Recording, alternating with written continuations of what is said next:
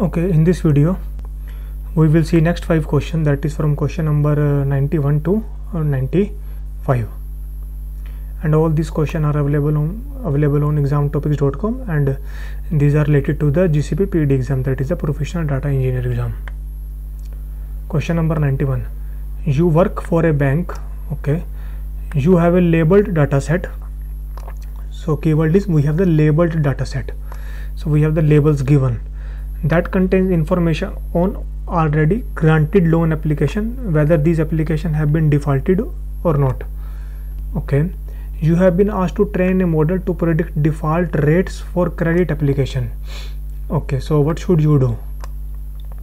So basically, like they told that they have we are working for a bank and we have one data set available, and that is the label data set, and that label data set a few rows, and the label or you can say the output denotes like whether the particular application for the customer has been rejected or accepted, that is the whether the loan is credit application is granted or defaulted. So you want to train a model to depicts default rates for the credit applicants. So that is we need to find the default rates. Default rates means like you can say the percentage of the credit defaulters. So basically, like if you consider like this is the logistic regression, right? You can say the classification algorithm. So what should you do? Increase the size of the data set by collecting additional data? No, because in the question like it is not mentioned that we have like less data or more data, right? So why we would increase the size of the data set? Train a linear regression to predict a credit default risk score. So they told that okay, do one thing, train a linear regression. But if we read the question told about the classification problem, that is a logistic regression. Linear regression like not applied on the classification algorithms. So but if we find here, if we want to find the default rates or some percentage, maybe like it is related to the linear regression. Okay, let's we will not eliminate this, but option A is eliminated. Remove the bias from the data and collect applications that has been declined loans. So that is also like correct. They told that like we have the data available and we have to train a model. So what we should do? Actually they are asking which model we will like train, or which model we will select. So increase the size of the data set is wrong. Train a linear regression. Okay, we will see. Remove the bias from the data and collect application that have been declined. They told that remove the bias and collect the application, but where is the training part? So this is wrong. Match loan application with the social profiles. That is to check their applicants Facebook profile, Twitter profile. So this is not a solution. So option D is also wrong. So we have only one option left, that is the question option number B. So option B is correct here, or you can say the more relevant out of 4.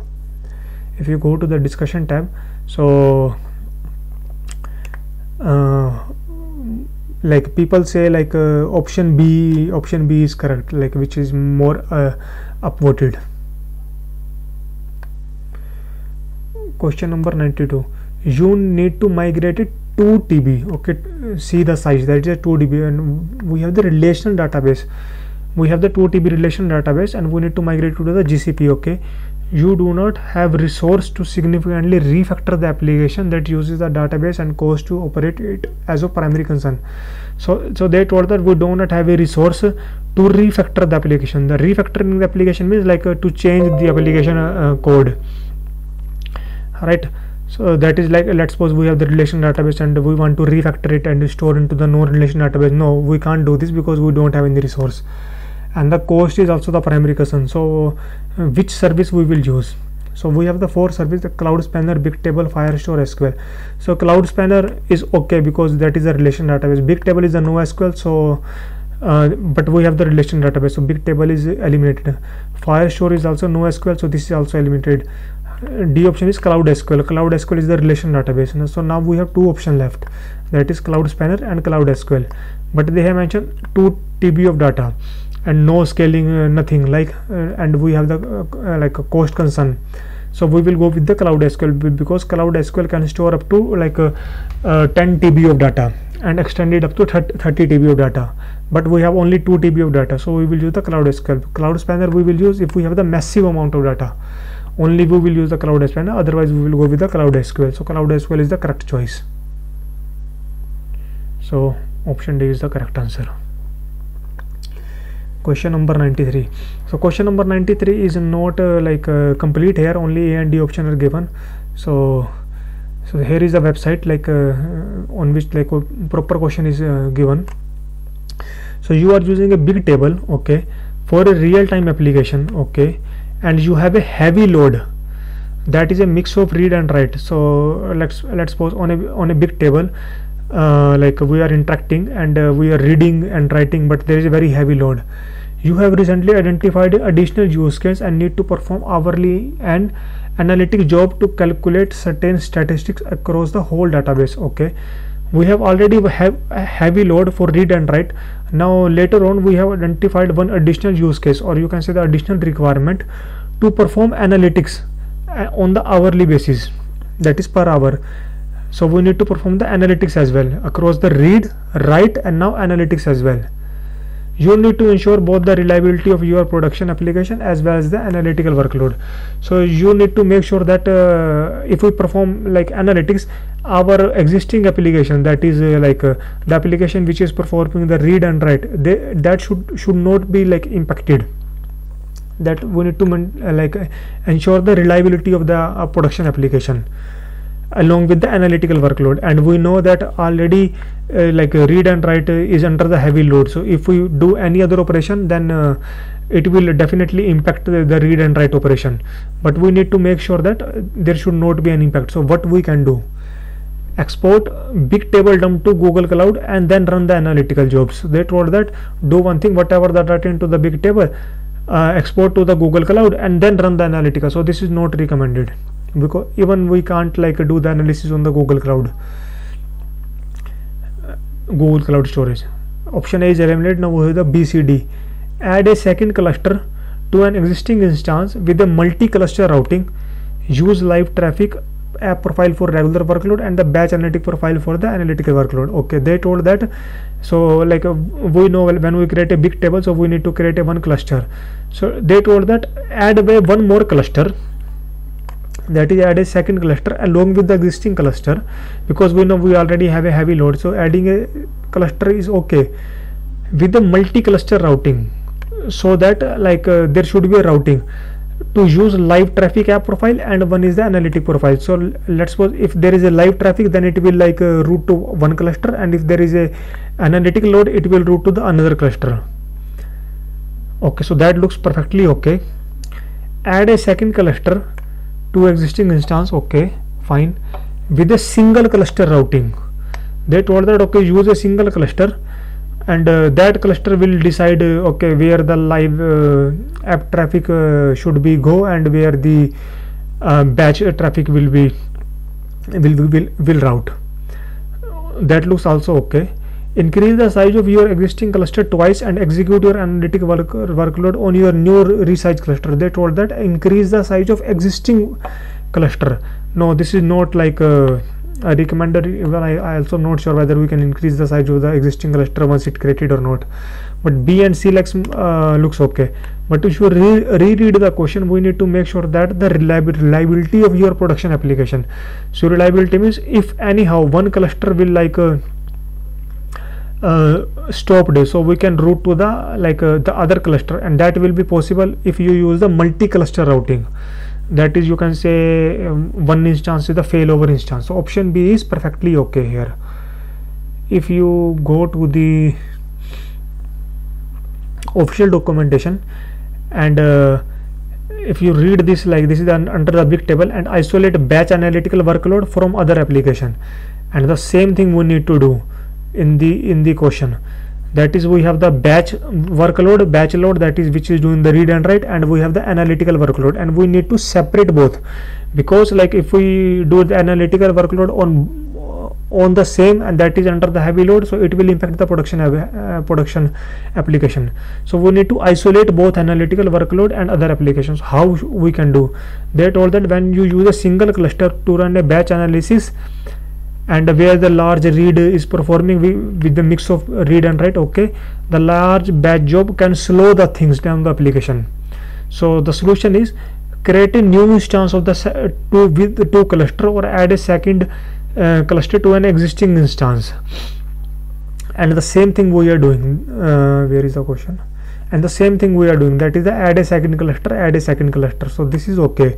Now question is whether we need to use the multi-cluster routing or whether we use the single cluster routing. Okay, let's read. And in the question, in this official documentation, if you read, they have mentioned somewhere, they have mentioned we need to use the single cluster routing, right? And with replication we will use the single cluster routing to replicate batch load to someone to different route, and the analytical routes to the different route. So if you go with this, then we can choose the single routing option, that is the option number C. But if you scroll down and read this, create high availability. So if an instance has only one cluster, your data durability and availability are limited to the zone where that cluster is located. Replication can improve both durability and availability by storing copies of your data in multiple zones, and automatically failing over between cluster if needed. So they have suggested we need to use the multi-cluster routing in that case for the high availability. So, and in the question we need to make sure that the reliability of your application. So reliability basically means one second, reliability of application. So reliability of application, that is it is operate without any failure. Alright, so in that case we will prefer the multi-cluster rather than the single cluster. So option number B is okay. Okay, now we will go to the question number 94. You are designing an Apache Beam pipeline, okay, to enrich data, okay, from Cloud PubSub with static reference data from BigQuery. Okay, so we are taking the data from the BigQuery into the Cloud PubSub, and which is going to the Apache Beam pipeline, and we need to enrich the data. The reference data is small enough to fit in a memory of a single worker. Okay, the pipeline should enrich its result into the BigQuery for analysis. They told that we are reading the data from the BigQuery, enriching it, and we are writing again back to the BigQuery. Which job type and transform should this pipeline use? Okay, if we have 4 options available. If you read the question properly, we have mentioned we need to read the data from the BigQuery, and we need to again write the data from the BigQuery. So we need to use the BigQuery input output, right? But in option number 1 and 2 we don't have the BigQuery input output, so we can easily eliminate option number 1 and option number 2.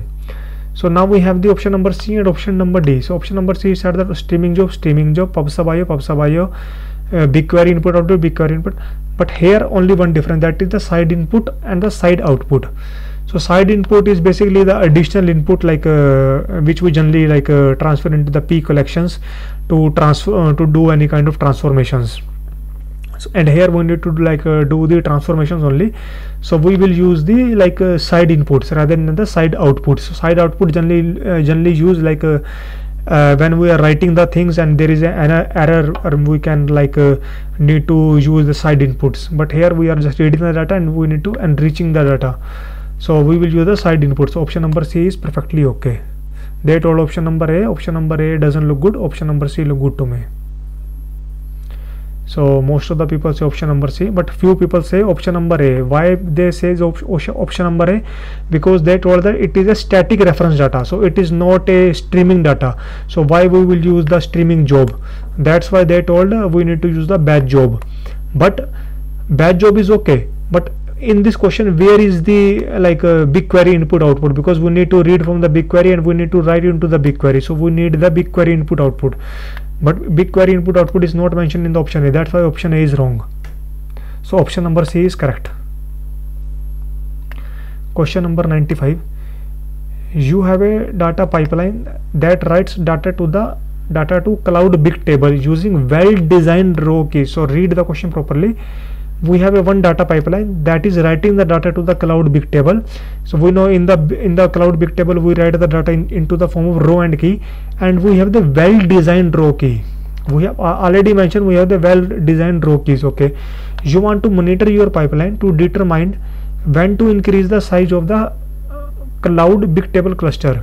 Okay, which two action can you take to accomplish this? Choose two. We need to choose 2 out of 5. And in the question we need to mention, we need to monitor the pipeline to check when we will increase the Bigtable cluster, the size of the Bigtable cluster. Okay, so we have 5 options.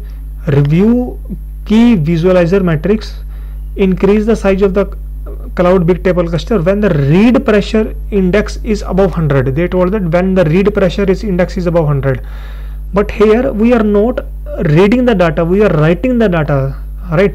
So why we will monitor the read pressure? We need to monitor the write operations, right? So option A is wrong. Option B are the review the key visualizer matrix and increase the size of the cloud Bigtable if the write pressure index is above 100. So okay, looks okay. So monitor the latency of the write operation, increase the size of the cloud Bigtable when there is a sustained increase in the write latency. So that looks okay. We are monitoring the write operation, that is the latency of the write operation. Latency means how much time it is taking to write in the write operations. So if it is the time is getting increased, it means we need one more cluster. So C looks also okay. Monitor storage utilization, increase the size of the cloud Bigtable cluster when utilization increase 70%. Okay, that is also okay. If the storage is needed, so we will monitor the storage utilization. Option E said the monitor latency of the read operation. Again, why we will monitor the read operation when we are only have to perform the write operations? So option number A eliminated, option number E eliminated. Now we have the 3 options left, that is B, C, D. But out of 3 we need to select only 2. So if you reread the question, it is mentioned that we have the well designed row keys. So when it is already mentioned we have the well designed row keys, why we use the review key visualization matrix? Review key visualizer matrix, it will basically review the, or you can say visualize the row keys, and it will check the write pressure of the particular row. But when it is already mentioned we have the well designed row key, so there is no need to visualize the there is no need to use key visualizer matrix. So option number C and option number D is more relevant here.